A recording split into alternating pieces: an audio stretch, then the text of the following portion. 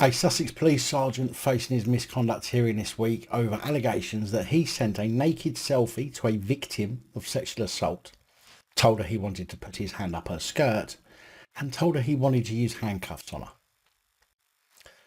And there's still people out there who defend these cretins currently in court for talking about this kind of thing in their private WhatsApp group.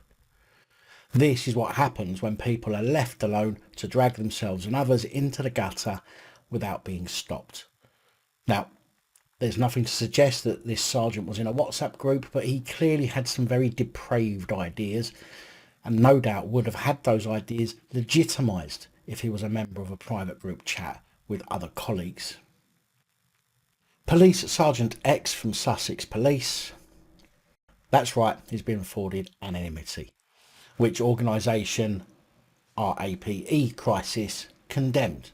However, the law does state that anyone who's a victim of sexual assault has lifetime anonymity, and to be fair, this would be in place to protect her as a victim.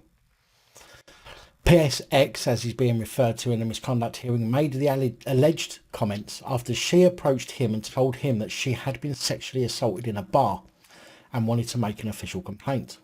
He said to have told her that he wanted to take her home and use his police handcuffs on her, and confessed he was so aroused by her he would have sexually assaulted her himself. Just what you need. Officer, I've been sexually assaulted. I don't blame him. You're fit. In fact, I'd even have a go myself. How about you come home with me and let me handcuff and assault you? What a vile piece of shit.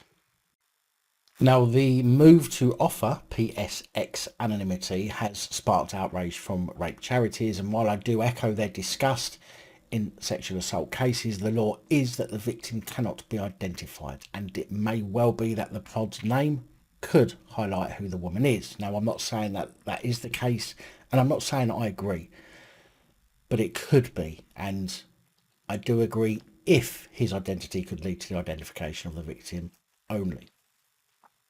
Unless, of course, she wants to be known, then we can find out his name and shame him properly. Jane Butler of RAPE Crisis said granting anonymity to officers accused of misconduct does nothing to build up public trust. It speaks to the culture of misogyny where the reputation of the police officer trumps the safety of women and girls. The offence is said to have happened in March 2014 when a woman was out in Hastings with her two sisters. A man is said to have put his hand up her skirt and groped her, which is what she was reporting. That man was chucked out of the pub and the victim went outside to report the attack to police. Police Sergeant X, who was on patrol in the town centre, sat the victim in front of his police car to take a witness statement. However, as he took her statement, he allegedly began making sexually suggestive and flirtatious remarks to her and told her he liked her short dress. He said, "You're turning me on, you're arousing me," and said he would have put his hands up her skirt himself. The hearing heard this week how he also told her he wanted to take her home and tie her up. Cecily White, on behalf of Sussex Police, told the hearing that he said he wanted to take her home and use his handcuffs on her and tie her up. He said something along the lines of, "Fair play to the guy for grabbing her bottom," as if he understood why he had done it, saying, "I would have done the same myself." After taking the woman's mobile number, he later sent a full naked selfie, standing to full attention. It was said that months later she bumped into the cretinous fuckpig again when the man who originally assaulted her was in court. PSX asked her why she had not replied to his messages, and again became flirtatious and suggestive. The hearing was told that the victim did not make a formal complaint because she was scared and had deleted the evidence from her phone, including the naked selfie and the comments that he had sent her.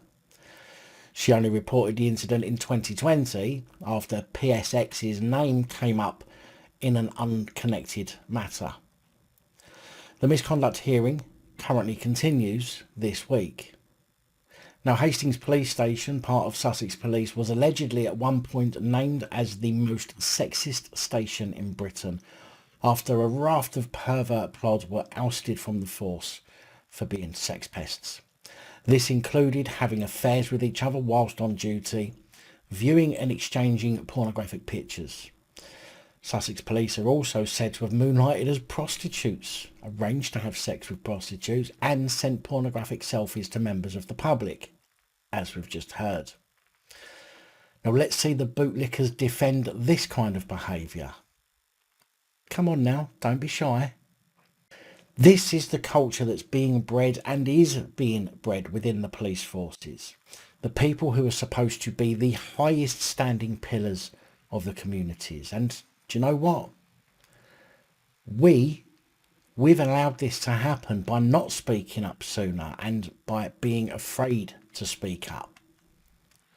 Enough's enough now. Something needs to be done.